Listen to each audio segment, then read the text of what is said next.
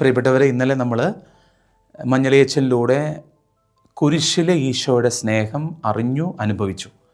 രണ്ടാം ദിനമായി ഇന്ന് നമ്മൾ വചനവിചിന്തനത്തിലേക്കും ആരാധനയിലേക്കും പ്രവേശിക്കുന്നു. ഇന്ന് വളരെ പ്രത്യേകമായിട്ട് എൻ്റെ നിസാരതകളെ, എൻ്റെ ബലഹീനതകളെ, എൻ്റെ കുറവുകൾ എന്നിൽ തീർത്ത എൻ്റെ പാപങ്ങളെക്കുറിച്ച് തിരിച്ചറിവുള്ളവരാകാനും ദൈവപിതാവിലേക്ക് മടങ്ങി വരാനുള്ള ഒരു അനുരഞ്ജനത്തിന് വേണ്ടിയുള്ള ഒരു ദിനമാണ്. പാപാപബോധത്തിലൂടെ ക്രിസ്തുവിൻ്റെ സ്നേഹത്തിലേക്ക് തിരികെ വരാനായിട്ട് നമ്മളെ കൂട്ടിക്കൊണ്ടു പോകുന്നത് നമ്മുടെ ബഹുമാനപ്പെട്ട ജോസഫ് താമരവള്ളി അച്ഛനാണ്. അച്ഛൻ കരിസ്മാറ്റിക് നവീകരണ വചന പ്രഘോഷണ രംഗത്ത് നമുക്ക് ഏറെ സുപരിചിതനാണ്.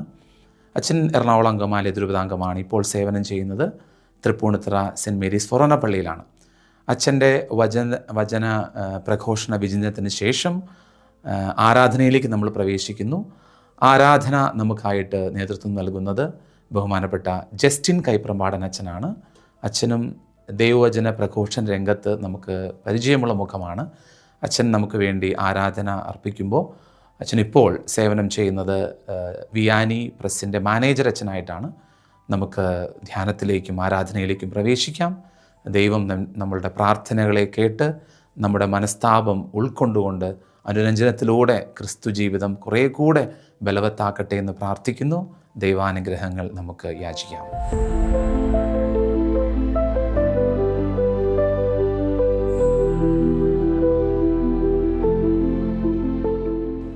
പിതാവിൻ്റെയും പുത്രൻ്റെയും പരിശുദ്ധാത്മാവിൻ്റെയും നാമത്തിൽ ആമേൻ.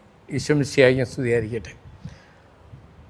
ഈശോയിൽ ഏറ്റവും പ്രിയപ്പെട്ടവരെ, നമുക്കൊരു നിമിഷം അവിടുത്തെ സാന്നിധ്യത്തിൽ നമ്മെ തന്നെ സമർപ്പിച്ച് പ്രാർത്ഥിച്ചൊരുങ്ങാം. കർത്താവിൻ്റെ സ്നേഹത്തിൻ്റെ നീളവും വീതിയും ആഴവും ഉയരവും അനുഭവിക്കുവാൻ കർത്താവിൻ്റെ കുരിശിൻ്റെ മുമ്പിൽ നിൽക്കുമ്പോൾ ഇടയാകുകയാണ്. നമ്മെ അത്രമാത്രം സ്നേഹിക്കുന്ന കർത്താവിൻ്റെ സാമീപ്യവും സാന്നിധ്യവും തിരിച്ചറിഞ്ഞുകൊണ്ട് ഒരു നിമിഷം അവിടുത്തെ കുരിശിൻ്റെ ചുവട്ടിൽ നമുക്കായിരിക്കാം. ഞങ്ങളുടെ പാപത്തിന് പരിഹാര ബലിയായി തീർന്ന, ഞങ്ങളുടെ പാപങ്ങൾക്ക് വേണ്ടി സ്വയം ബലിയായി തീർന്ന ഈശോയെ അങ്ങയുടെ മുമ്പിൽ ഞങ്ങളെ തന്നെ തുറന്നു വയ്ക്കട്ടെ. അങ്ങയുടെ കുരിശിലേക്ക് നോക്കുമ്പോൾ ഞങ്ങളുടെ പാപം എത്ര വലുതാണെന്ന് ഞങ്ങൾ തിരിച്ചറിയുന്നു. ഞങ്ങളുടെ പാപത്തെ അത്രമാത്രം ഗൗരവമായിട്ട് എടുത്ത അങ്ങ് ഞങ്ങൾക്ക് വേണ്ടി പരിഹാര ബലിയായിട്ട് തീർന്നുവല്ലോ.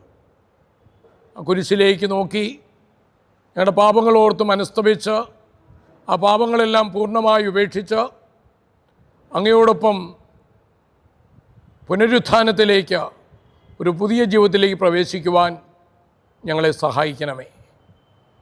പരിശുദ്ധാത്മാവേ, പാപത്തെക്കുറിച്ചും പുണ്യത്തെക്കുറിച്ചും ന്യായവിധിയെക്കുറിച്ചും ബോധ്യം നൽകുന്ന അങ്ങ് ഈ ദാസൻ്റെ മേലും ഈ ശുശ്രൂഷയിൽ പങ്കുചേരാനിടയാകുന്ന ഓരോരുത്തരുടെ മേലും നിറഞ്ഞു വന്ന് ഞങ്ങളെ അങ്ങയുടെ വചനത്താൽ രൂപാന്തരപ്പെടുത്തണമേ. അങ്ങയുടെ വചനങ്ങൾ ഇരുതല വാളിനേക്കാൾ മൂർച്ചയേറിയതാണല്ലോ.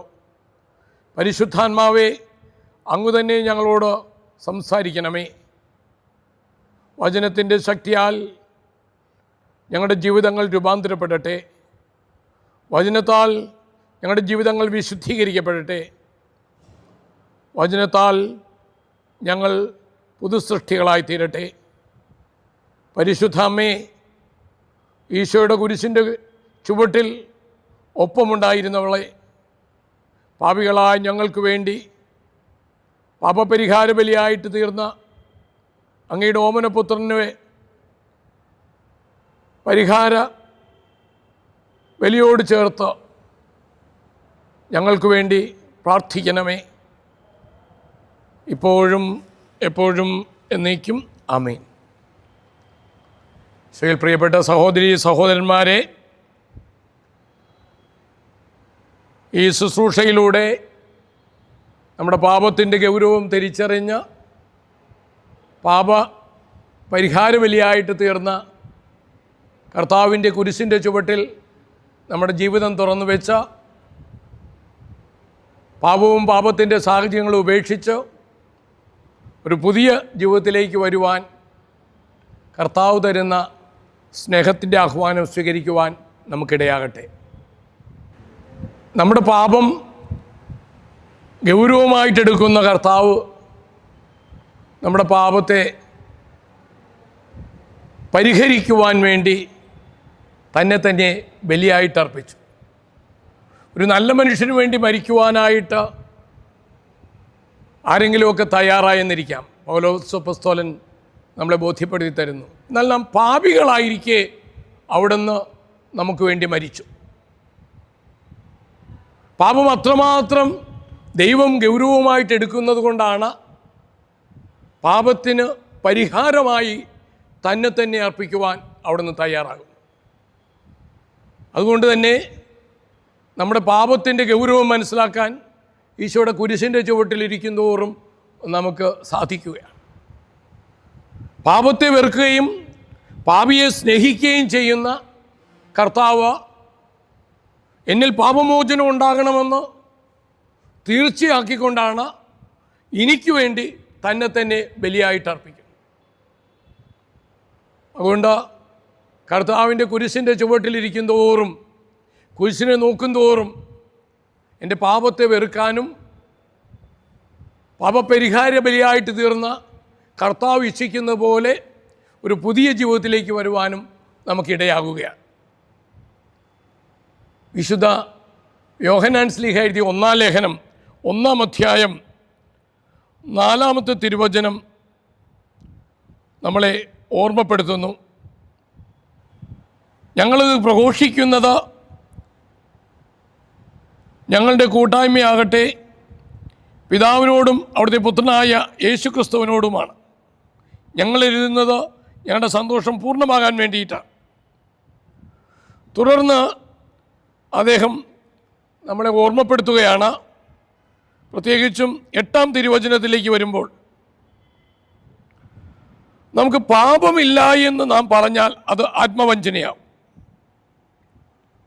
അപ്പോൾ നമ്മിൽ സത്യമില്ലെന്ന് വരും. അപ്പോൾ പാപം ഇല്ല എന്ന് ഞാനും നിങ്ങളും പറഞ്ഞാൽ അത് കടുത്ത ആത്മവഞ്ചനയാണ്. മാത്രമല്ല, കർത്താവിൻ്റെ രക്ഷാകര രഹസ്യങ്ങളെയും ഈ പീഡാസഹനത്തെയും മരണത്തെയും അതിൻ്റെ തുടർച്ചയായിട്ടുള്ള ഉത്ഥാനത്തെയും നാം തിരസ്കരിക്കുകയുമാണ്.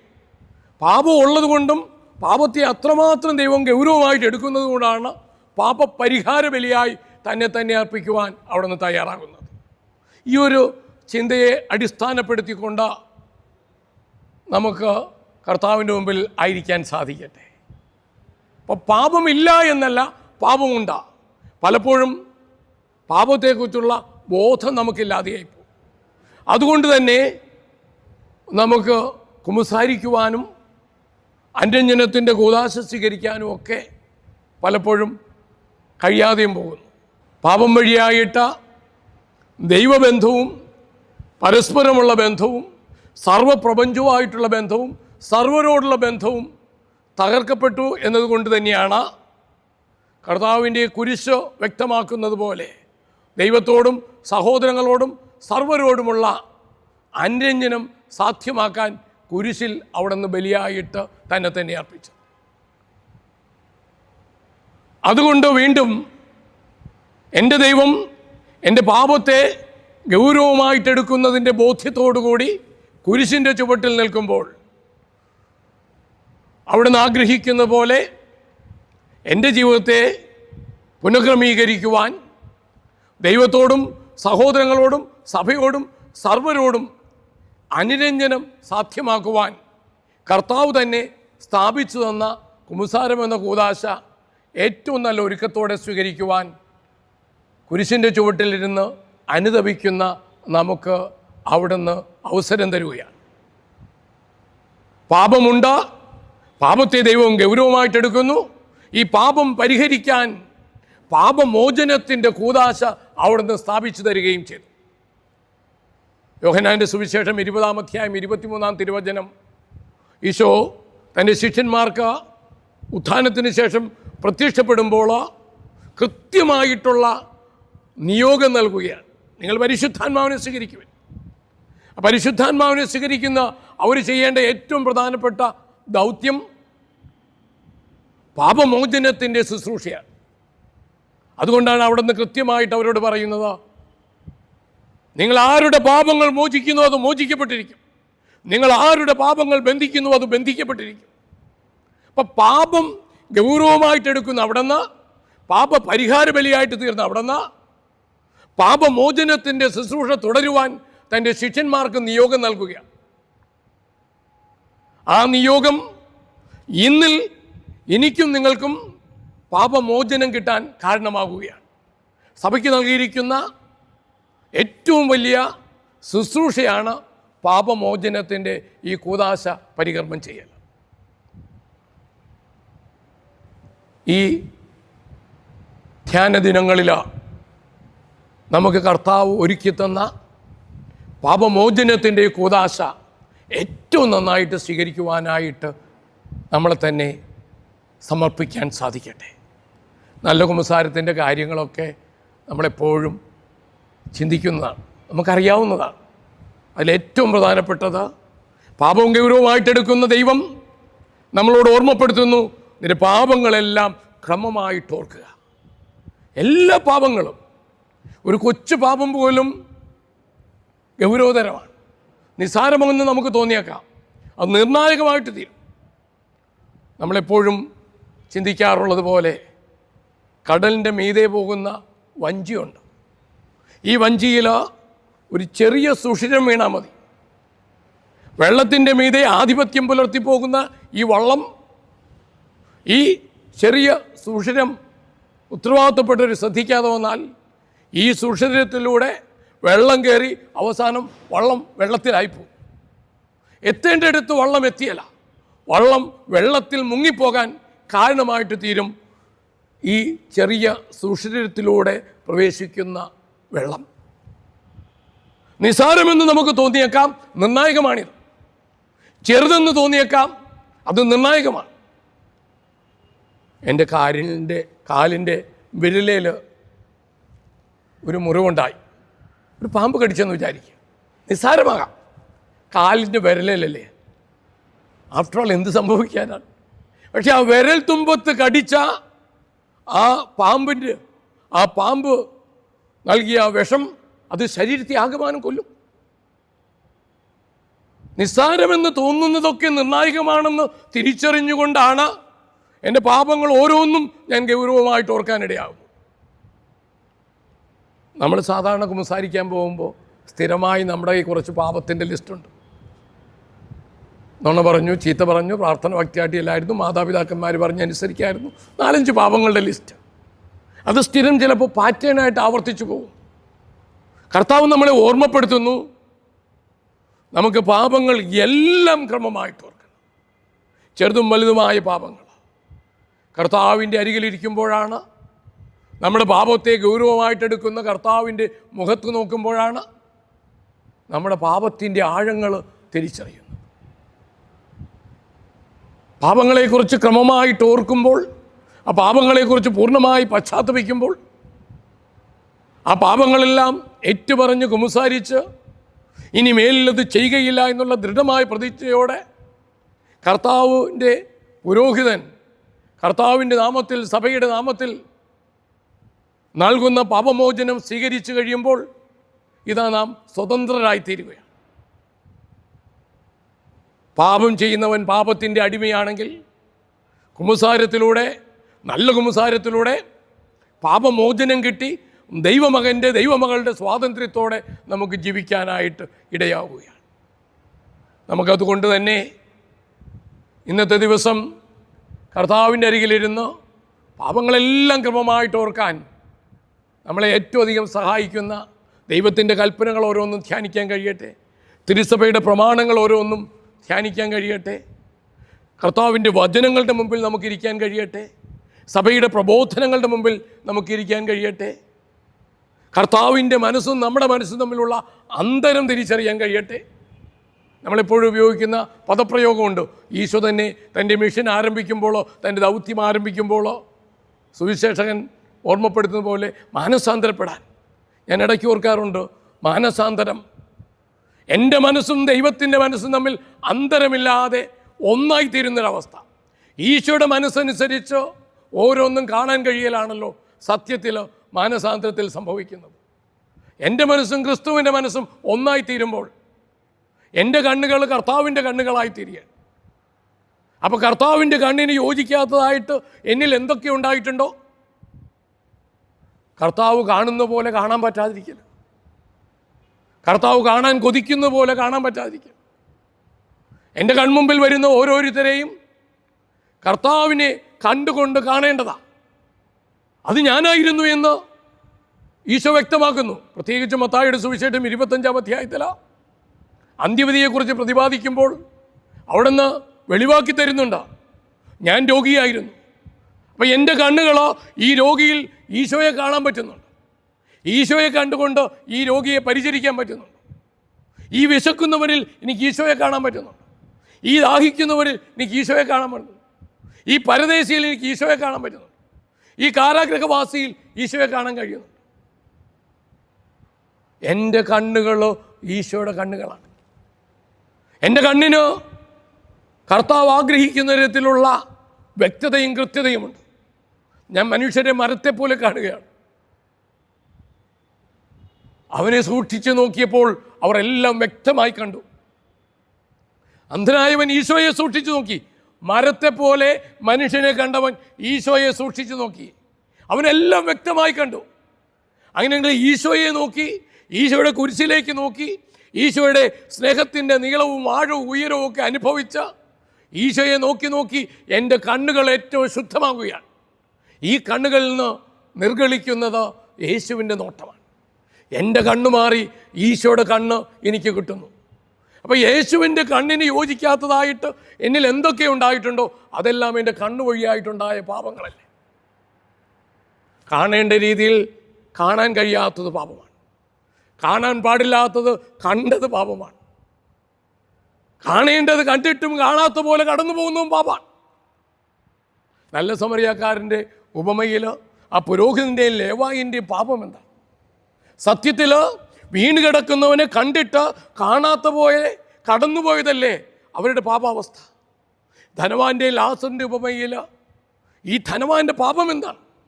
പടിവാതിക്കൽ എപ്പോഴും കാണാവുന്ന തരത്തിലാണ് കയറുകയും ഇറങ്ങുകയൊക്കെ ചെയ്യുന്ന ഈ പടിവാതിക്കൽ കിടക്കുന്നവനെ കണ്ടിട്ട് കാണാത്ത പോലെ പോയതല്ലേ അവൻ്റെ പാപം. അപ്പോൾ കണ്ണുകൊണ്ട് കാണേണ്ട രീതിയിൽ കാണാത്തതും കണ്ടിട്ടും കാണാതെ പോലെ പോകുന്നതും കാണാൻ പാടില്ലാത്ത കണ്ടതും ഒക്കെ കണ്ണു വഴിയായിട്ടുള്ള പാപങ്ങളല്ലേ. രോഗിലേപനം എന്ന കൂദാശ പരികർമ്മം ചെയ്യുമ്പോഴൊക്കെ പ്രാർത്ഥിക്കുന്നുണ്ടല്ലോ, ഈ കണ്ണുവഴി ചെയ്ത പാപങ്ങളെല്ലാം ദൈവം നിന്നോട് ക്ഷമിക്കട്ടെ. എൻ്റെ കാതുകൾ ദൈവത്തിൻ്റെ സ്വരം കേൾക്കേണ്ടതാണ്. അവരെൻ്റെ കരച്ചിൽ കേൾക്കേണ്ട കാതുകളാണ്. ആൾക്കൂട്ടത്തിൻ്റെ ആരവത്തിൻ്റെ ഇടയിൽ ഈശോയുടെ കാതുകൾ കൃത്യം അന്ധനായ ബർത്തമേയുസിൻ്റെ കരച്ചിൽ കേൾക്കുന്ന കാതുകളായി. എൻ്റെ കാതുകൾ എന്തുമാത്രം മറ്റുള്ളവരുടെ കരച്ചിൽ കേൾക്കുന്ന കാതുകളാണ്. എനിക്ക് തിരക്കാണ്, എനിക്ക് ഒത്തിരിയേറെ വ്യഗ്രതകളുണ്ട്. ഇതിൻ്റെ ഇടയിൽ എൻ്റെ കാതുകൾ എൻ്റെ പ്രിയപ്പെട്ടവരുടെ, എൻ്റെ മാതാപിതാക്കളുടെ, സഹോദരങ്ങളുടെ, കുഞ്ഞുങ്ങളുടെ, സമൂഹത്തിൽ നിന്ന് കരയുന്നവരുടെ കരച്ചിൽ കേൾക്കാൻ തക്ക വിധം എൻ്റെ കാതുകൾ തുറക്കപ്പെട്ടിട്ടില്ല എങ്കിൽ എന്നെപ്പോലെ അടഞ്ഞുപോയ കാതുള്ള ആരുണ്ടാകാം ഈ ലോകത്തിൽ? ചിലപ്പോൾ മറ്റുള്ളവരെ കേൾക്കേണ്ട കാതുകൾ, ലിസണിങ്. പലപ്പോഴും ദൈവത്തെ കേൾക്കാൻ പറ്റുന്നില്ല. ദൈവത്തിൻ്റെ രൂപത്തിലായിരിക്കുന്ന എൻ്റെ പ്രിയപ്പെട്ടവരുടെ കരച്ചിൽ കേൾക്കാൻ പറ്റുന്നില്ല. കേട്ടിട്ടും കേൾക്കാതെ പോലെ പോകുന്നു. എൻ്റെ പാപാവസ്ഥയല്ലേ. എൻ്റെ കാതുകൾ വഴി ചെയ്തു പോയ പാപങ്ങൾ, എൻ്റെ അധരങ്ങളാണ്, എൻ്റെ നാവ് വഴി ചെയ്ത പാപങ്ങൾ. പറയേണ്ടത് പറയേണ്ടടുത്ത് പറയാത്തത് പാപമല്ലേ. തെറ്റാണെന്ന് പറയേണ്ടടുത്ത് തെറ്റാണെന്ന് പറയാത്തത്, അരുത് എന്ന് പറയേണ്ടടുത്ത് അരുതേ എന്ന് പറയണം, യെസ് പറയേണ്ടടുത്ത് യെസ് പറയുക, നോ പറയേണ്ടടുത്ത് നോ പറയുക. തിന്മയെ തിന്മയായിട്ട് തന്നെ പറയാൻ കഴിയും. തിന്മയെ നന്മയാക്കി പറയുന്നതിലല്ല, തിന്മയെ തിന്മയായിട്ട് പറയാൻ. എൻ്റെ നാവ് വഴി ചെയ്ത പാപങ്ങൾ, പറയാൻ പാടില്ലാത്ത പറഞ്ഞതെല്ലാം, പരദൂഷണവും അശ്ലീല ഭാഷണവും എല്ലാം പാപത്തിൽ തന്നെയാണ്. വിലകെട്ടവ പറയുന്നത് പാപാവസ്ഥ തന്നെയാണ്. എൻ്റെ നാവ് വഴി ചെയ്ത പാപങ്ങൾ ഓരോന്നും കർത്താവിൻ്റെ മുമ്പിൽ, എൻ്റെ നാവ് തന്ന, എൻ്റെ സ്വരം തന്ന എൻ്റെ കർത്താവിൻ്റെ മുമ്പിലിരുന്ന് ഞാനെന്ന് നോക്കുമ്പോൾ എൻ്റെ അധരങ്ങൾ പ്രാർത്ഥിക്കേണ്ടതാണ്. എൻ്റെ അധരങ്ങൾ മറ്റുള്ളവരോട് നന്മ പറയേണ്ടതാണ്. എൻ്റെ അധരങ്ങൾ നല്ല വാക്കുകൾ വഴിയായിട്ട് മറ്റുള്ളവരെ പ്രോത്സാഹിപ്പിക്കേണ്ടതാണ്. യാക്കോബ് ശ്ലീഹ ഓർമ്മിപ്പിച്ചില്ലേ, നാവ് തീയാണെന്ന്. ഏതെങ്കിലുമൊക്കെ തരത്തിൽ വാക്കുകൊണ്ട് ഞാൻ ആരെയൊക്കെയാണ് കൊന്നിട്ടുള്ളത്, നാക്കുകൊണ്ട് കൊന്നിട്ടുള്ളത്. നമ്മുടെ നാവ് വഴിയായി ചെയ്ത പാപങ്ങളും നാവ് വഴിയായിട്ട് ഉണ്ടാകേണ്ട പുണ്യങ്ങളും പരിശോധനാ വിഷയമാവുകയാണ്. എൻ്റെ കരങ്ങൾ വഴി ചെയ്യേണ്ടിയിരുന്ന ഒത്തിരി നന്മകളുണ്ട്. ഇത് ക്രിസ്തുവിൻ്റെ കരങ്ങളാകേണ്ടതാണ്. ഞാൻ സ്പർശിക്കുന്നവർക്ക് സൗഖ്യം കിട്ടേണ്ടതാണ്. ഞാൻ പിടിച്ചെഴുന്നേൽപ്പിക്കേണ്ട എൻ്റെ കരങ്ങളാണ്. മറ്റുള്ളവരെ കൈപിടിച്ച് നടത്തേണ്ട കരങ്ങളാണ്. എൻ്റെ കരങ്ങൾ ഏതെല്ലാം തരത്തിൽ മറ്റുള്ളവർക്ക് ഹാനികരമായിട്ട് തീർന്നു, നാശകരമായിട്ട് തീർന്നു, ഉപദ്രവകരമായിട്ട് തീർന്നു. എൻ്റെ കൈകൾ ഞാൻ പിൻവലിച്ചിട്ടുള്ളത്, എൻ്റെ പാദങ്ങൾ വഴി ചെയ്ത പാപങ്ങൾ, ഏതൊക്കെ ഇടങ്ങളിലേക്കാണ് ചിലപ്പോൾ ഞാൻ പാപം ചെയ്യാൻ വേണ്ടിയിട്ട് ഓടിപ്പോയത്. എൻ്റെ പാദങ്ങൾ നന്മ ചെയ്തുകൊണ്ട് ചുറ്റി സഞ്ചരിക്കേണ്ടതല്ല. എൻ്റെ ഹൃദയം, പഞ്ചേന്ദ്രിയങ്ങൾ ഓരോന്നും പരിശോധനാ വിഷയമാവുകയാണ്. എൻ്റെ വിചാരങ്ങളും വാക്കുകളും പ്രവൃത്തികളും കർത്താവിൻ്റെ മുമ്പിൽ പരിശോധനാ വിഷയമാവുകയാണ്. 139 സങ്കീർത്തകൻ ഓർമ്മിപ്പിക്കുന്ന പോലെ എൻ്റെ വിചാരങ്ങൾ കർത്താവെ അകലെ നിന്നേ അറിയുന്നവനാണ്. എൻ്റെ ഒരു വാക്ക് എൻ്റെ നാവിലെത്തുന്നതിന് മുമ്പേ കർത്താവെ നീ അറിയുന്നുണ്ട്. ഞാൻ എവിടെ പോയാലും നീ അറിയുന്നുണ്ട്. എൻ്റെ പ്രവൃത്തികളെല്ലാം നീ അറിയുന്നു. എൻ്റെ വിചാരങ്ങൾ നീ അറിയുന്നു. എൻ്റെ കർത്താവിൻ്റെ മുമ്പിൽ സത്യസന്ധതയോടെ ഉള്ളൊന്ന് തുറക്കാനും ഹൃദയം തുറന്ന് ഇന്ന് പാപങ്ങൾ ഏറ്റുപറയാനായിട്ടും സാധിക്കട്ടെ. സുഭാഷിതങ്ങൾ 28:13 നമ്മളെ ഓർമ്മിപ്പിക്കുന്നുണ്ട്. പാപങ്ങൾ മറച്ചു വയ്ക്കുന്നവന് ഐശ്വര്യമുണ്ടാവുകയും. ഞാനത് ഏറ്റുപറയുമ്പോൾ കർത്താവിൻ്റെ വലിയ കരുണ എന്നിലേക്ക് നിറയുകയാണ്. എൻ്റെ ദൈവം എന്നോട് ക്ഷമിക്കാൻ കാത്തിരിക്കുകയാണ്, എന്നോട് പൊറുക്കാൻ കാത്തിരിക്കുകയാണ്. എൻ്റെ പാപങ്ങൾ ഏറ്റുപറയാൻ ഞാൻ തയ്യാറാകുമ്പോൾ ആ നിമിഷം കർത്താവ് എന്നെ ആശ്ലേഷിക്കാനായിട്ട് കടന്നു വരികയാണ്. പരിശുദ്ധ പിതാവ് ഫ്രാൻസിസ് പാപ്പ എഴുതിയ സുവിശേഷത്തിൻ്റെ സന്തോഷത്തിലെ 3-ാമത്തെ ഖണ്ഡിക ഒത്തിരി വട്ടം ഹൃദയത്തെ ഉണർത്തിയിട്ടുണ്ട്. പരിശുദ്ധ പിതാവ് അവതരിപ്പിക്കുന്ന ദൈവം ഇതാ പാപിയെ കാത്തിരിക്കുന്ന ദൈവമാണ്. ക്ഷമിക്കുന്നതിൽ മടുപ്പ് തോന്നാത്തൊരു ദൈവമാണ്. 70 വട്ടം എന്നോട് ക്ഷമിക്കാൻ തയ്യാറുള്ള ദൈവമാണ്. ഞാൻ എല്ലാ കൽപ്പനകളും ലംഘിച്ചാലും, ഞാൻ എന്തെല്ലാം പാപം ചെയ്താലും എൻ്റെ കർത്താവ് എനിക്ക് വേണ്ടി സ്നേഹപൂർവ്വം കാത്തിരിക്കുകയാണ്. എന്നെ ആശ്ലേഷിക്കാൻ കാത്തിരിക്കുകയാണ്. എനിക്ക് നഷ്ടപ്പെട്ടതെല്ലാം തിരിച്ചു തരാൻ കാത്തിരിക്കുകയാണ്. തീർച്ചയായിട്ടും എന്നെ സ്നേഹിക്കുന്ന എൻ്റെ ദൈവം ദീർഘക്ഷമയോടെ കാത്തിരിക്കുന്നത് ഇതാ ഞാനൊരു പുതിയ ജീവിതം ജീവിക്കുന്നത് കാണാൻ കൊതിച്ചുകൊണ്ടാണ്. അതുകൊണ്ട് തന്നെ വീണ്ടും കർത്താവിൻ്റെ സ്നേഹത്തിൻ്റെ മുമ്പിൽ അവിടുത്തെ കുരിശിൻ്റെ ചുവട്ടിലിരിക്കുമ്പോൾ എനിക്ക് രക്ഷയുണ്ട് എന്നുള്ള സത്യം വീണ്ടും വീണ്ടും ഹൃദയത്തിന് ആശ്വാസം തരികയാണ്. ഞാൻ എത്ര വലിയ പാപം ചെയ്താലും, എൻ്റെ പാപങ്ങൾ കടും ചുമപ്പാണെങ്കിലും അത് മഞ്ഞുപോലെ വെണ്മയുള്ളതാക്കാൻ കാത്തിരിക്കുന്ന കർത്താവ്, എന്നെ നോക്കിയിരിക്കുന്ന കർത്താവ്, ഞാൻ ഒരു ചുവട് വയ്ക്കുമ്പോൾ ഇതാ 100 ചുവട് വെച്ച് എൻ്റെ അടുക്കിലേക്ക് ഓടിയെത്താൻ കാത്തിരിക്കുന്ന എൻ്റെ കർത്താവിൻ്റെ മുമ്പിലേക്ക് ഞാൻ വരികയാണ്. കുരിശിലെ ഈശോ എന്നെ പുൽകാനായിട്ട് കാത്തു നിൽക്കുകയാണ്. ആ കുരിശിൽ നിന്ന് തൻ്റെ കരമെടുത്ത് എന്നെ ചേർത്ത് പിടിച്ച് തൻ്റെ നെഞ്ചോട് ചേർത്ത് വെച്ച് എൻ്റെ പാപങ്ങൾ ക്ഷമിച്ച് എന്നെ അനുഗ്രഹിച്ച് എന്നെ ആശീർവദിച്ചയക്കുകയാണ്. ഒരു പുതിയ ജീവിതത്തിലേക്ക് കർത്താവ് ഇന്ന് ക്ഷണിക്കുന്നുണ്ട്. കർത്താവ് നമുക്ക് ഭാവി തരുന്നൊരു കർത്താവാണ്. ശിക്ഷിക്കുന്നൊരു കർത്താവല്ല, രക്ഷിക്കുന്നൊരു കർത്താവ്. എല്ലാ പാപിക്കും ഭാവിയുണ്ട്, എല്ലാ പാപിക്കും ഭാവിയുണ്ട്. പാപങ്ങൾ മോചിച്ച് പുതുജീവിതം തരുന്ന ഒരു കർത്താവ്.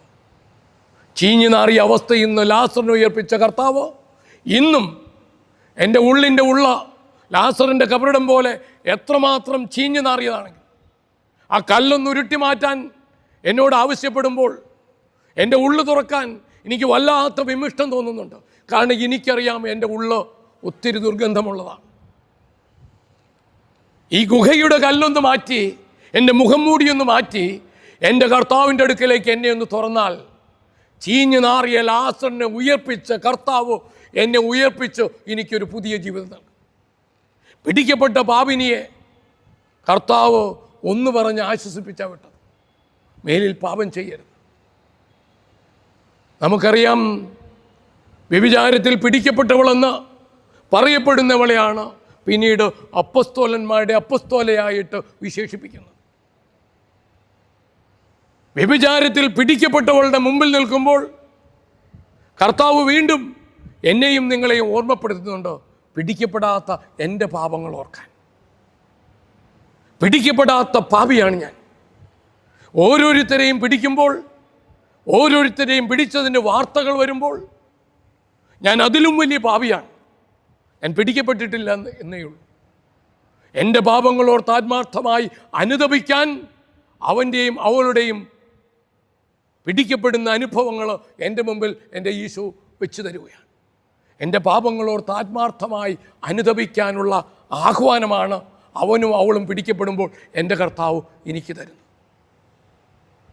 എൻ്റെ പാപങ്ങളോർത്ത് പൂർണ്ണമായി മനസ്തപിച്ച് എന്നെ പിടിച്ചു കൊടുക്കാതെ എന്നെ മറച്ചു പിടിക്കുന്ന എൻ്റെ കർത്താവ് വീണ്ടും വീണ്ടും എനിക്ക് അവസരം തരികയാണ്. വെട്ടിക്കളയേണ്ടതായിരുന്നു. കോടാലി വയ്ക്കപ്പെട്ട അനുഭവങ്ങളിലൂടെ കടന്നു പോയിട്ടുണ്ട് ഞാനും നിങ്ങളും. അടുത്ത സെക്കൻഡ് പിടിക്കപ്പെടുമായിരുന്നു, തീർന്നു എൻ്റെ കഥ. പക്ഷേ വീണ്ടും കാരുണ്യം കാണിച്ച് വളവും വെള്ളവും തന്ന് ചുവടൊക്കെ ഒന്ന് കിളച്ച് കർത്താവ് ഫലം തരുമെന്ന് കരുതി എന്നെ വീണ്ടും ഉറ്റുനോക്കുകയാണ്. ഇലക്കൊഴുപ്പും തടിക്കുഴപ്പും അല്ല എൻ്റെ കർത്താവ് എന്നിൽ നിന്ന് കാത്തിരിക്കുന്നത്, ഫലങ്ങളാണ്. ഞാനൊരു വൈദികനാണ്, നിങ്ങൾക്ക് അവകാശപ്പെട്ടതാണ് എന്നിൽ നിന്ന് വൈദികൻ്റെ ഫലങ്ങൾ. ഞാൻ ഈ ഭൂമിയിൽ ഞാൻ മാത്രമാണെങ്കിൽ എനിക്ക് പകരം ഈ ഭൂമിയിൽ എൻ്റെ കർത്താവ് മറ്റാരെയും സൃഷ്ടിച്ചിട്ടില്ലാത്തത് കൊണ്ട് എന്നിൽ നിന്ന് കിട്ടേണ്ട ഫലങ്ങൾ എൻ്റെ കർത്താവ് സകലർക്കും വേണ്ടി എന്നെ ഉറ്റുനോക്കി തേടുന്നുണ്ട്. പകരക്കാരില്ലാത്ത നാം ഓരോരുത്തരും ഈ ഭൂമിയിൽ ചെയ്തു തീർക്കാനായിട്ട് ദൈവം നിശ്ചയിച്ചിരിക്കുന്ന പദ്ധതികൾ ചെയ്തു തീർത്തുകൊണ്ട് നമ്മിൽ നിന്ന് പുറപ്പെടുവിക്കേണ്ട ഫലം പുറപ്പെടുവിച്ച് ജീവിക്കുമ്പോൾ മാത്രമേ നമുക്ക് സത്യത്തിൽ സ്വർഗമുണ്ടാവുകയുള്ളൂ. കർത്താവിൻ്റെ കുരിശിൻ്റെ മുമ്പിൽ നിൽക്കുമ്പോൾ എന്നെക്കുറിച്ച് അത്രമാത്രം കൃത്യമായ പദ്ധതിയുള്ള എൻ്റെ ദൈവത്തിൻ്റെ സ്നേഹ സാന്നിധ്യത്തിൽ നിൽക്കുമ്പോൾ ഇതാ പുതിയൊരു ജീവിതം നയിക്കാൻ, ഇനിയെങ്കിലും ഫലം പുറപ്പെടുവിച്ച് ജീവിക്കുവാൻ കർത്താവ് തരുന്ന ആഹ്വാനം നമുക്ക് പൂർണ്ണമായി ഉൾക്കൊള്ളാം. ജീവിതത്തെ കർത്താവിന് മുമ്പിൽ പൂർണ്ണമായി സമർപ്പിക്കാം. ഇന്നെങ്കിലും ഇനിയെങ്കിലും അതേ കർത്താവെ, നിൻ്റെ ദീർഘക്ഷമ എൻ്റെ അനുതാപ പൂരിതനാക്കാനുള്ള അങ്ങയുടെ വളരെ പ്രത്യേകമായ അവസരമാണ്. കർത്താവിൻ്റെ കരുണയും സഹിഷ്ണുതയും ഞാൻ നിസ്സാരമാക്കി കളയരുത്. കർത്താവെ, നല്ലൊരു കുമ്പസാരത്തിലൂടെ സർവ്വപാപങ്ങളും അതിൻ്റെ സാഹചര്യങ്ങളും ഉപേക്ഷിച്ച് ബോധപൂർവം പാപങ്ങൾ ഏറ്റുപറഞ്ഞ് സുബോധം വെച്ച ധൂർത്തപുത്രനെ പോലെ ഇനി നിൻ്റെ അരികിൽ ഞാനായിരിക്കട്ടെ. പഴയതെല്ലാം ഉപേക്ഷിക്കട്ടെ. ധൂർത്തപുത്രൻ പിന്നീട് പന്നിക്കൂട്ടിലേക്ക് പോയിട്ടില്ല. വ്യഭിചാരത്തിൽ പിടിക്കപ്പെട്ടവൾ പിന്നീട് വ്യഭിചാരത്തിൻ്റെ വഴിയിലേക്ക് പോയിട്ടില്ല. സമരിയാക്കാരി പിന്നീട് പഴയ ബന്ധങ്ങളിലേക്ക് പോയിട്ടില്ല. പകരം 4 ഇരട്ടി തീഷ്ണതയോടെ സാവൂൾ പൗലോസായതുപോലെ, സഖ്യവൂസ് 4 ഇരട്ടി നന്മ ചെയ്തതുപോലെ സുവിശേഷ ശുശ്രൂഷയിൽ സവിശേഷമാം വിധം എൻ്റെ പുതിയ ജീവിതം സൗരഭ്യം പരന്നതായി തീരട്ടെ. പുതുജീവിതത്തിൻ്റെ സൗരഭ്യം പരത്താൻ എൻ്റെ ജീവിതം നിൻ്റെ പാദത്തിങ്കൽ പൂർണ്ണമായും ഞാൻ അർപ്പിക്കുകയാണ്. കർത്താവെ, നിൻ്റെ പാദം കണ്ണുനീരാൽ കഴുകാനും എൻ്റെ ജീവിതം പൂർണ്ണമായി നിൻ്റെ മുമ്പിൽ സമർപ്പിച്ചുകൊണ്ട് പുത്തൻ ജീവിതത്തിൻ്റെ പുണ്യത്തിൻ്റെ സൗരഭ്യം പരത്തുവാനും ഇനി സാധിക്കട്ടെ. പാപങ്ങളോർത്ത് മനസ്തപിക്കുന്നു, മേലിൽ പാപം ചെയ്യുകയില്ലെന്ന് ദൃഢമായി പ്രതിജ്ഞ ചെയ്യുന്നു. ഈ പുതിയ ജീവിതം നീ ആഗ്രഹിക്കുന്ന പോലെ നീ രൂപപ്പെടുത്തിയാലും ഇപ്പോഴും എപ്പോഴും എന്നേക്കും. ആമേൻ. മിശിഹാ കർത്താവേ, മാനവരക്ഷകനേ, നരനു വിമോചനമേകിടുവാൻ നരനായി വന്നു പിറന്നവനേ, മിശിഹാ കർത്താവേ, മാലാഖമാരൊത്തു ഞങ്ങൾ പാടിപ്പുകഴ്ത്തുന്നു നിന്നെ. മാലാഖമാരൊത്തു ഞങ്ങൾ പാടിപ്പുകഴ്ത്തുന്നു നിന്നെ. പരിശുദ്ധൻ പരിശുദ്ധൻ കർത്താവേ, നീ പരിശുദ്ധൻ പരിശുദ്ധൻ പരിശുദ്ധൻ കർത്താവേ, നീ പരിശുദ്ധൻ. മിശിഹാ കർത്താവേ. പരിശുദ്ധ പരമ ദിവ്യകാരുണ്യത്തിന് എന്നേരവും ആരാധനയും സ്തുതിയും പുകഴ്ചയും ഉണ്ടായിരിക്കട്ടെ. പരിശുദ്ധ പരമ ദിവ്യകാരുണ്യത്തിന് എന്നേരവും ആരാധനയും സ്തുതിയും പുകഴ്ചയും ഉണ്ടായിരിക്കട്ടെ. പരിശുദ്ധ പരമ ദിവ്യകാരുണ്യത്തിന് എന്നേരവും ആരാധനയും സ്തുതിയും പുകഴ്ചയും ഉണ്ടായിരിക്കട്ടെ. ഈ അരമണിക്കൂർ സമയം ഈശോയുടെ ഈ ദിവ്യകാരുണ്യത്തിൻ്റെ സാന്നിധ്യത്തിലായിരിക്കാൻ നമുക്ക് പരിശ്രമിക്കാം. പരിശുദ്ധാത്മാവാണ് പ്രാർത്ഥിക്കാനായി നമ്മെ പ്രേരിപ്പിക്കുന്നത്. പരിശുദ്ധാത്മാവിൻ്റെ അഭിഷേകം നമ്മുടെ ഹൃദയത്തിൽ നിറയട്ടെ. ജീവിതത്തിൻ്റെ വല്ലാത്ത വ്യാകുലങ്ങളിൽ, ഒറ്റപ്പെടലുകളിൽ, നിസ്സഹായതയിൽ അകപ്പെട്ടു പോയ ശിഷ്യന്മാരുടെ മേൽ, പരിശുദ്ധ അമ്മയുടെ മേൽ തീനാവുകളുടെ രൂപത്തിൽ ഇറങ്ങി വന്ന പരിശുദ്ധാത്മാവ് നമ്മുടെ ജീവിതത്തിൽ ഇറങ്ങി വരട്ടെ. നമ്മുടെ ഹൃദയങ്ങളെ ജ്വലിപ്പിക്കട്ടെ.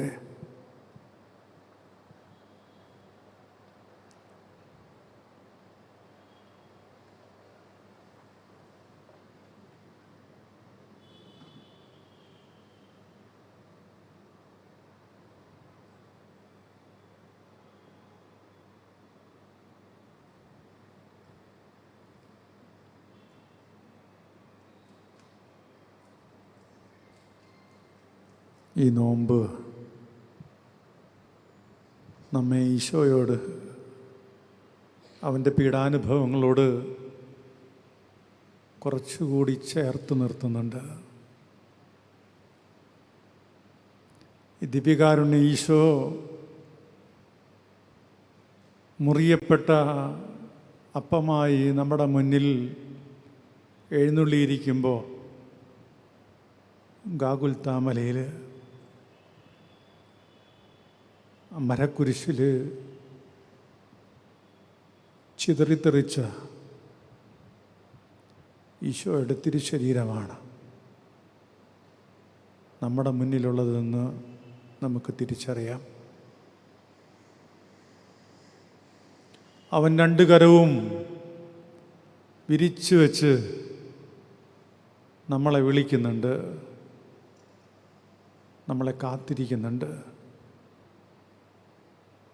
നമ്മുടെ പാപവഴികളിൽ നിന്ന് അവൻ്റെ വിശുദ്ധ വഴികളിലേക്ക് അവൻ നമ്മെ ക്ഷണിക്കുന്നു.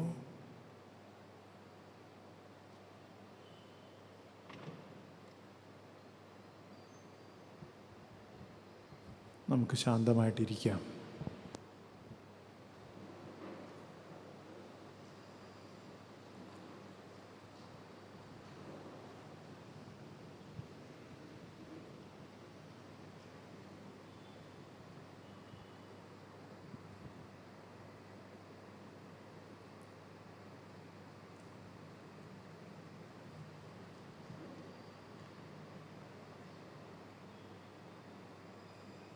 ഈശോയെ,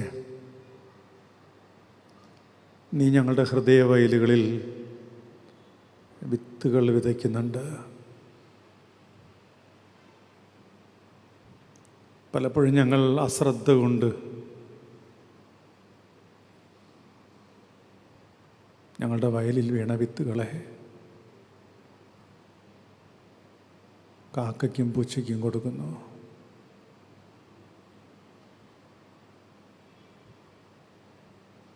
പലപ്പോഴും ഞങ്ങൾ ലൗകികമായ വ്യഗ്രതകളിൽ, ആസക്തികളിൽ ഞങ്ങളുടെ ഹൃദയങ്ങളെ മുൾപ്പടർപ്പ് പോലെ ഒന്നിനും കൊള്ളാത്തതാക്കി മാറ്റുന്നു. ചിലപ്പോൾ ഞങ്ങൾ വല്ലാത്ത ആവേശം കാണിക്കുകയും ഞങ്ങൾ മാത്രമാണ് ശരി, ഞങ്ങൾ ശരിയായ ട്രാക്കിലാണെന്നൊക്കെ തെറ്റിദ്ധരിക്കുകയും ജീവിതത്തിൻ്റെ നിർണായകമായ ചില നിമിഷങ്ങളിൽ തീരുമാനങ്ങളെടുക്കുമ്പോൾ പീലാത്തോസിനെ പോലെ കൈകഴുകി ഞങ്ങൾ നീതിരഹിതരായി, നിലപാടില്ലാത്തവരായി, യുദ്ധക്കുതിയന്മാരായി, ഞാൻ മാത്രമാണ് ശരിയെന്ന ചില പൊള്ളത്തരങ്ങളിൽ, ചില പാറപ്പുറങ്ങളിൽ ഞങ്ങൾപ്പെട്ട് കരിഞ്ഞു പോകുന്നു.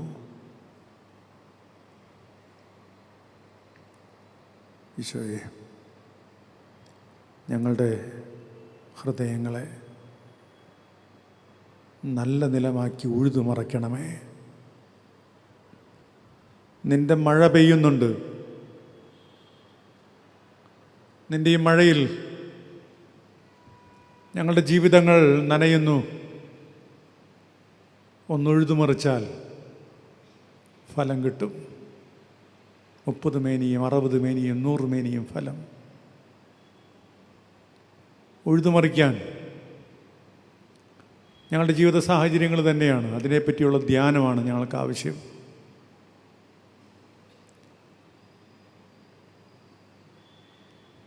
ഈശോ ഞങ്ങളെ എങ്ങനെയാണ് ഒരുക്കുന്നത്? ചില നിമിഷത്തിൽ ഞങ്ങൾക്ക് ഞങ്ങളെ തന്നെ നഷ്ടപ്പെട്ടു പോവുകയാണ്.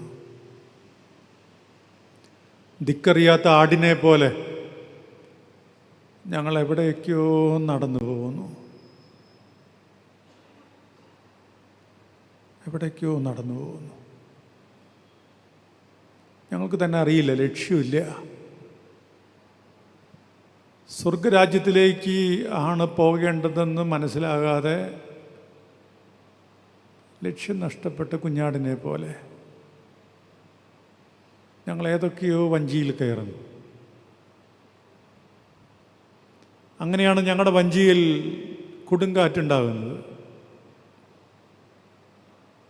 നിനവയിലേക്ക് പോകേണ്ടതിന് പകരം താർഷിഷിലേക്ക് ടിക്കറ്റ് എടുക്കുന്ന യോനായെ പോലെ അങ്ങനെ അവൻ കയറുന്ന, പാപി കയറുന്നിടം പാതാളമായി തീരുന്നു. പാപിയുടെ സാന്നിധ്യം കൊണ്ട് പാപത്തിൻ്റെ സാത്താനികമായ ശക്തി കൊണ്ട് ചിലപ്പോൾ ഞങ്ങളുടെ കുടുംബങ്ങൾ തകരുന്നു. ഞങ്ങൾ നിലയില്ലാ കയങ്ങളിൽ ആടി ഉലയുന്നു. മഴ പെയ്തു, കാറ്റൂതി, വെള്ളപ്പൊക്കമുണ്ടായി, ഞങ്ങളുടെ വീടിന് കേട് ഭവിച്ചു. കാരണം അത് പാപമാകുന്ന മണലിൽ പണിത വീടായിരുന്നു. വിശ്വാസത്തിൻ്റെ പാറപ്പുറത്ത് വേണം ഞങ്ങളുടെ ഭവനം പണിയാൻ. ഈശോനാഥ, ഞങ്ങൾക്ക് വിശ്വാസം തരണമേ. ഈശോനാഥ, ഞങ്ങൾക്ക് വിശ്വാസം തരണമേ. ഞങ്ങൾ പലപ്പോഴും അത് ചോദിക്കുന്നില്ല. ഞങ്ങൾക്ക് വിജ്ഞാനം തരണമേ, സമ്പത്ത് തരണമേ, സ്നേഹം തരണമേ എന്നൊക്കെയാണ് ഞങ്ങൾ പലപ്പോഴും പ്രാർത്ഥിക്കുന്നത്. പക്ഷെ ഞങ്ങൾക്ക് ശരിക്കും വേണ്ടത്, കർത്താവേ, ഞങ്ങൾക്ക് വിശ്വാസം തരണമേ. നിന്നിൽ പൂർണ്ണമായിട്ട് വിശ്വസിക്കാൻ. നീയാണ് ഞങ്ങളുടെ ആശ്രയം, നീയാണ് കോട്ട, നീയാണ് ഞങ്ങളുടെ ശക്തി. ഈശോയെ, നിന്നിൽ മാത്രം ആശ്രയിച്ചുകൊണ്ട് ജീവിതം മുന്നോട്ട് നീങ്ങാൻ ഞങ്ങളുടെ നഷ്ടപ്പെട്ടു പോയ ഏറ്റവും വലിയ സൗഭാഗ്യമാണ് നീ. ഈശോയെ നഷ്ടപ്പെടുന്ന യൗസേപ്പ് പിതാവും മാതാവും ഉണ്ട്. തിരക്കുകളാണ്, ജീവിതത്തിൻ്റെ വല്ലാത്ത തിരക്കുകളിൽ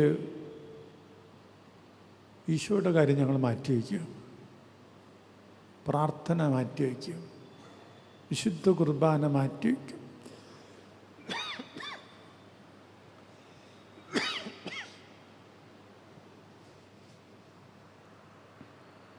ഞങ്ങൾ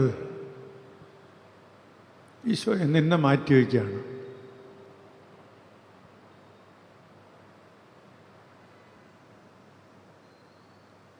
മാതാവ് പറയുന്നുണ്ട്,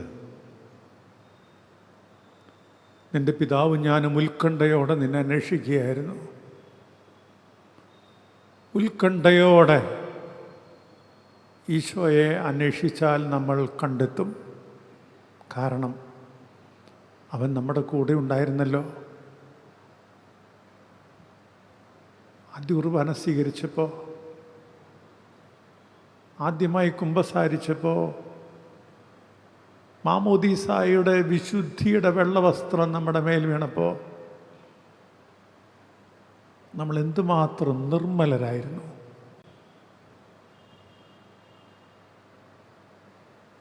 പോകെ പോകെ എൻ്റെ സ്വാർത്ഥ വഴികളിൽ ഞാൻ വഴുതി വീണു.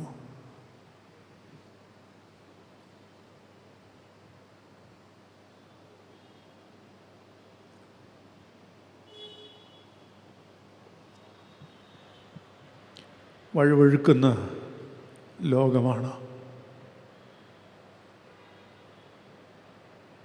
എൻ്റെ അഹങ്കാരത്തിൽ, കോപത്തിൽ, മോഹത്തിൽ, എൻ്റെ മടിയിൽ, അസൂയയിൽ, ദ്രവ്യാസക്തിയിൽ ഈശോയെ അങ്ങനെ ഞാൻ വഴുതി വീണു. ഏത് പാമ്പാണ് എന്നിലില്ലാത്തത്? എല്ലാത്തിൻ്റെയും വേരുകൾ നമ്മളെ ചുറ്റിയിട്ടുണ്ട്. ഒരു പാപവും നമ്മിൽ നിന്ന് ദൂരെയല്ല. പിശാച് ഒരു കെണി പോലെ നമ്മുടെ കൂടെയുണ്ട്.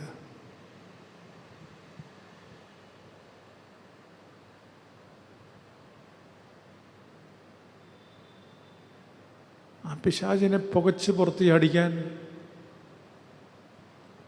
നിൻ്റെ കൂടെ നിൻ്റെ ദൈവമുണ്ട്.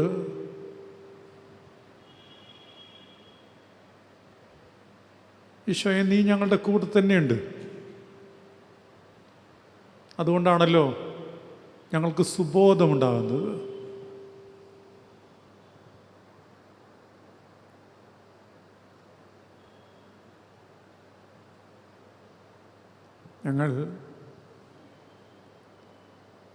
ഞങ്ങൾക്ക് ഇഷ്ടപ്പെട്ടതുകൊണ്ട്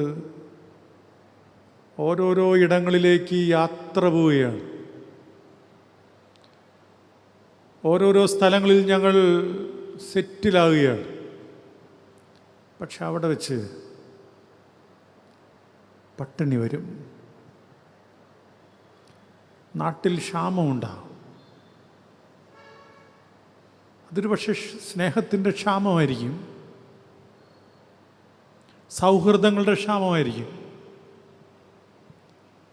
പ്രായം കൂടുന്തോറും ഞങ്ങൾക്ക് ഞങ്ങളെ തന്നെ ചിലപ്പോൾ പിടികിട്ടുന്നില്ല. ഞങ്ങൾ ഇഷ്ടപ്പെടാത്ത ഒരാളായി രൂപാന്തരപ്പെടുന്നു. എല്ലാത്തിലും കുറ്റം കണ്ടെത്തുന്ന, എല്ലാവരെയും വിമർശിക്കുന്ന, ആർക്കും ഒന്നും കൊടുക്കാത്ത, ഇങ്ങനെ അടഞ്ഞു പോകുന്ന മനുഷ്യരായി ഞങ്ങൾ വീണു പോകാറുണ്ട്. അപ്പോഴാണ് കൊടും പട്ടിണി. ഈ പന്നിക്കൂട്ടിലെ തവിടെങ്കിലും തിന്ന് വയറ് നിറയ്ക്കാമെന്ന്, തവിടെങ്കിലും. പക്ഷെ അതും അവന് കിട്ടിയില്ല. ചിലപ്പോൾ ജീവിതത്തിൻ്റെ ചില ദാരിദ്ര്യത്തിലാണ്, ചില ദാരിദ്ര്യങ്ങൾ, അത് സാമ്പത്തികം തന്നെ ആവണമെന്നില്ല, ജീവിതത്തിൻ്റെ ചില ദാരിദ്ര്യത്തിൽ നമുക്ക് സുബോധം ഉണ്ടാവും. അപ്പോൾ അവന് സുബോധം ഉണ്ടായി.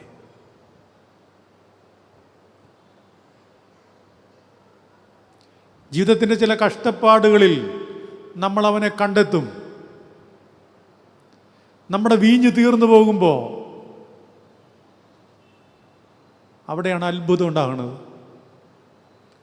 എല്ലാം ഉള്ളിയെടുത്തല്ല അത്ഭുതം ഉണ്ടാകണം. ഞാൻ തളർന്നു കിടക്കുമ്പോൾ, ഞാൻ തകർന്നു കിടക്കുമ്പോൾ, ഞാൻ കുഷ്ഠം പിടിച്ചിരിക്കുമ്പോൾ, ഞാൻ മരിക്കുമ്പോൾ, അപ്പോഴാണ് അവൻ വരുന്നത് കെട്ടുകൾ അഴിക്കുവാൻ. എൻ്റെ എല്ലാ കെട്ടുപാടുകളെയും അഴിക്കാൻ അവൻ വരും. കാരണം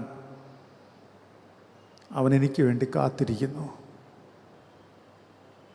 എൻ്റെ ഈശോ എനിക്ക് വേണ്ടി കാത്തിരിക്കുന്നു. സ്വർഗസ്ഥനായ അപ്പനെ പോലെ വഴിക്കണ്ണുമായി കാത്തിരിക്കുകയാണ്. നിന്റെ പദചലനം പ്രതീക്ഷിച്ച് ഈശോ കാത്തിരിക്കുന്നു. നീ ഒന്ന് തിരിഞ്ഞു നോക്കിയാൽ മതി, ഈശോ ഓടി വരും, നിന്നെ കെട്ടിപ്പിടിച്ച് ചുംബിക്കും. എൻ്റെ മകനെ, മകളെ എന്ന് പറഞ്ഞവൻ ചേർത്ത് പിടിക്കും.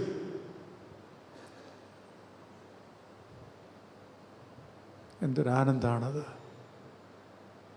എന്തൊരു സന്തോഷമാണത്. ഈശോ നമ്മളെ അത്രമാത്രം സ്നേഹിക്കുന്നു, അത്രമാത്രം.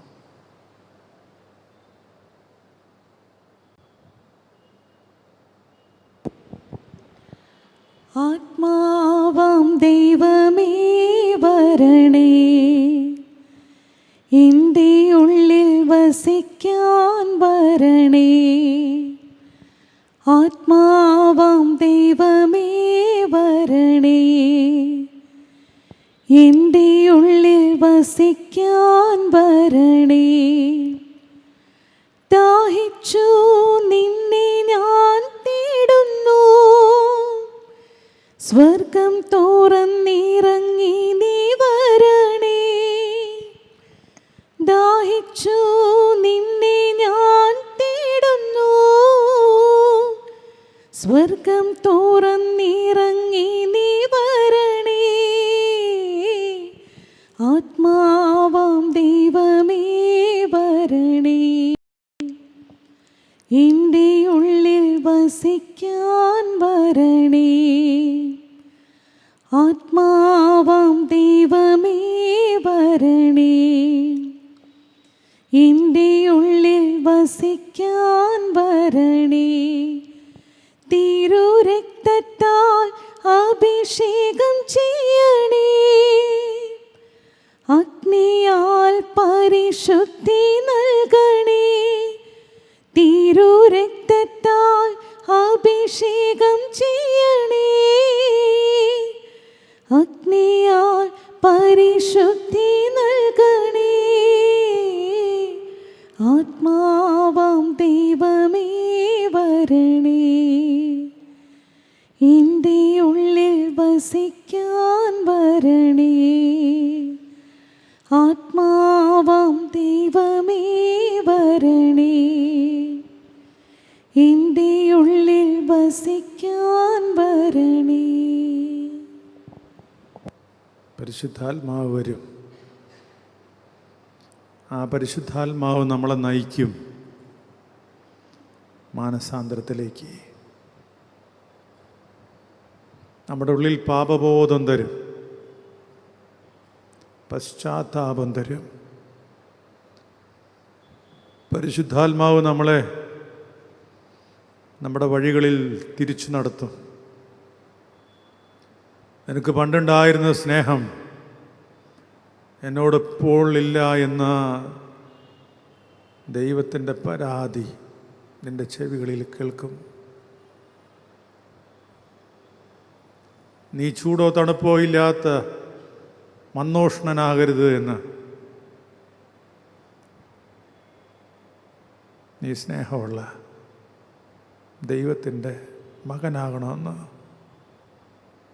നീ എൻ്റെ ഓമനപുത്രനാണെന്ന്, നീ എനിക്ക് പ്രിയപ്പെട്ടവനാണെന്ന് ഈശോ നമ്മോട് പറയും. നമുക്കത് കേൾക്കാൻ പറ്റും ഹൃദയത്തിൽ. കാരണം പരിശുദ്ധാത്മാവ് നമ്മളെ പ്രാർത്ഥിപ്പിക്കും. പരിശുദ്ധാത്മാവ് നമ്മുടെ വഴി നിർണയിക്കും. പരിശുദ്ധാത്മാവ് കാണിച്ചു തരുന്ന ഇടങ്ങളിലൂടെ നമ്മൾ സഞ്ചരിക്കും.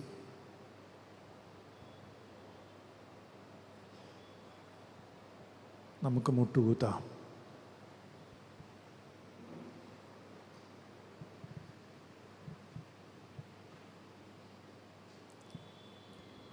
ഈശോയെ, എൻ്റെ പരിശുദ്ധാത്മാവിനെ അയച്ച് പശ്ചാത്താപം ഞങ്ങൾക്ക് തരണമേ. ഞങ്ങൾ പ്രാർത്ഥിക്കാനായിട്ട് കടപ്പെട്ടിരിക്കുന്ന ഒരുപാട് മനുഷ്യരുണ്ട്. പ്രത്യേകിച്ച് ജീവിത പങ്കാളി, മക്കൾ, മാതാപിതാക്കൾ, സഹോദരങ്ങൾ, അയൽവക്കക്കാർ, മുറിവേറ്റ് കിടക്കുന്ന ഏത് മനുഷ്യനും നമ്മുടെ സഹായം ആവശ്യമുള്ളവരാണ്. അവർക്കൊക്കെ വേണ്ടി നമുക്ക് പ്രാർത്ഥിക്കാം. പ്രത്യേകിച്ച് യുദ്ധത്തിൻ്റെ കെടുതികളിൽ ലോകം ഒരു വശത്ത് നിന്ന് കത്തുകയാണ്. ആകുലപ്പെട്ടിരിക്കുന്ന സകല മനുഷ്യരിലേക്കും സമാധാനം ലഭിക്കുന്നതിന് വേണ്ടി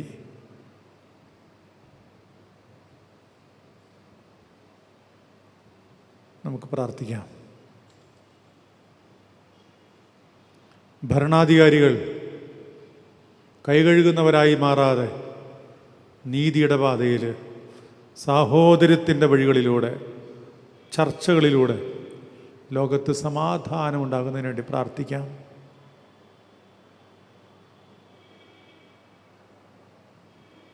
നമ്മുടെ കുടുംബങ്ങളിലെ യുദ്ധവും നമുക്ക് നിർത്തണം. അതിന് നമ്മൾ ചെറുതാകണം. ആരെങ്കിലുമൊക്കെ സാരില്ല, പോട്ടെ എന്നൊക്കെ പറയുമ്പോഴാണ് കുടുംബങ്ങളിലെ യുദ്ധം നിൽക്കുന്നത്.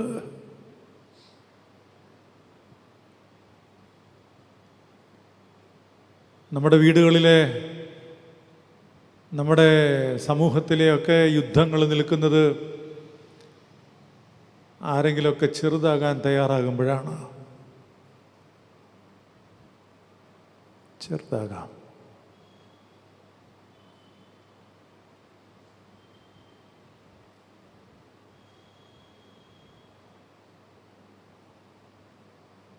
ഈ ചെറിയവരിൽ ഒരുവന് നിങ്ങളിത് ചെയ്തു കൊടുത്തപ്പോൾ എനിക്ക് തന്നെയാണ് ചെയ്തു തന്നത് എന്ന് ഈശോ നമ്മളോട് പറയുന്നുണ്ട്.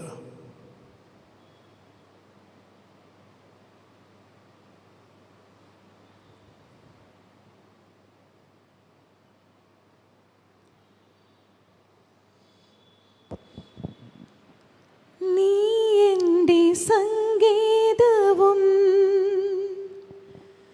നീ എൻ്റെ കോട്ടയും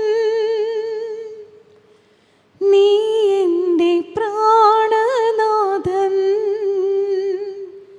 നീ എൻ ദൈവം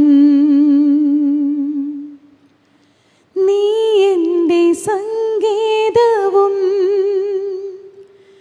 നീ എൻ്റെ കോട്ടയും നീ എൻ്റെ പ്രാണനാഥൻ നീ എൻ ദൈവം. ആരാ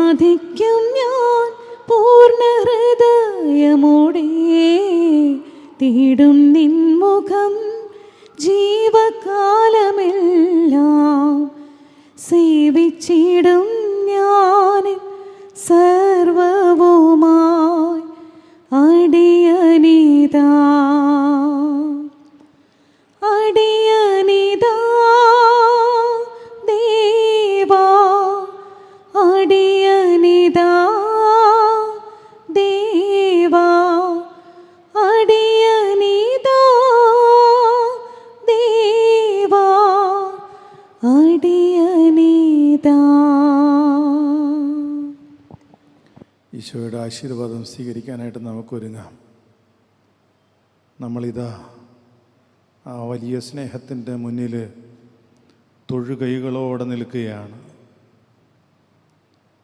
പാപികളെ ഹൃദയത്തോട് ചേർത്ത് വെച്ച് ആനന്ദനൃത്തം ചവിട്ടുന്ന ഈശോയെ ധ്യാനിക്കുക.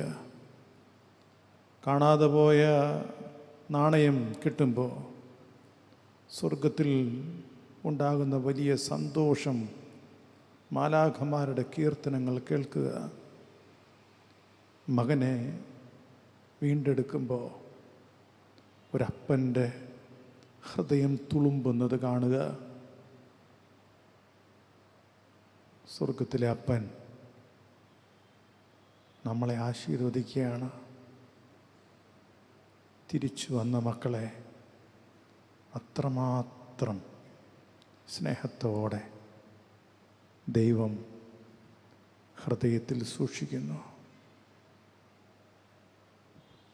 പരിശുദ്ധ ശരീരത്താലും വിലയേറിയ രക്തത്താലും പാപത്തിൻ കറകളിൽ നിന്നും മർത്യനു നീ മോചനമേകി. സകലേശാ ദിവ്യ കടാക്ഷം തൂകണമേ വത്സല സുതരിൽ നിർമ്മലരായി ജീവിച്ചിടുവാൻ ചിന്തണമേ ദിവ്യവരങ്ങൾ.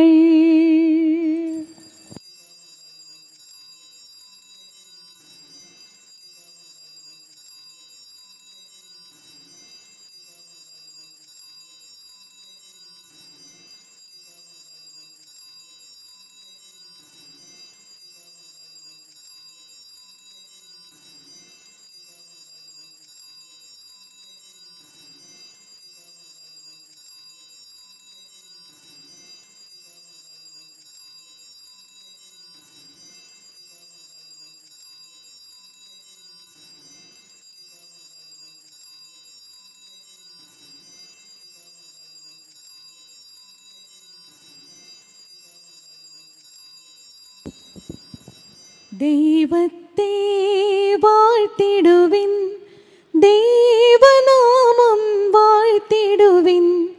ദൈവവും മനുജനുമാം മിശിഹാനാഥനെ വാഴ്ത്തിടുവിൻ. മിശിഹാതൻ പൂജിതമാം തിരുനാമം വാഴ്ത്തിടുവിൻ. സ്നേഹത്തിൻ ഉറവിടമാം തിരുഹൃദയം വാഴ്ത്തിടുവിൻ.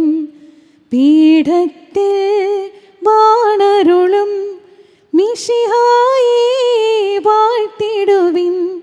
രക്ഷകനാം മിശിഹാതൻ ദിവ്യനിണം വാഴ്ത്തിടുവിൻ.